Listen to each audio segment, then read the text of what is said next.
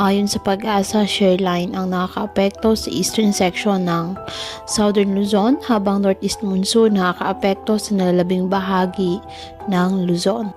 Wala namang bagyo na minomonitor sa loob at labas ng ating PAR na maaaring makaapekto sa ating bansa. Ngunit ang trough na isang low pressure area sa labas ng PAR ay nakakaapekto pa rin sa ilang bahagi ng Palawan.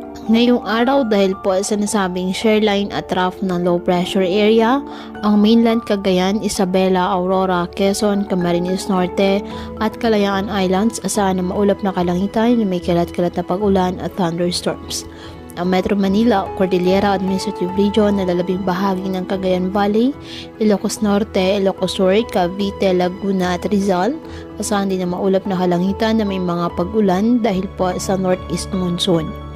Ang Palawan, Visayas at Mindanao bagyang maulap hanggang sa maulap na halangitan with isolated rain showers or thunderstorms dahil sa easterlies at localized thunderstorms. Apektado pa rin ng northeast monsoon ang nalalabing bahagi ng Luzon. Kaya patuloy pa rin na pinapayuhan natin mga kababayan na maging maingat at maging alerto sa mga posibleng pagbaha at pag-uho ng lupa at ugaliin na magdala palagi ng payong o kahit ano panangga sa ulan sa tuwing lalabas ng ating mga tahanan. At yan po muna ang update sa lagay ng panahon ngayong araw. Muli, patuloy po tayo na mag-ingat at palaging tandaan, God loves you. Stay safe and God bless.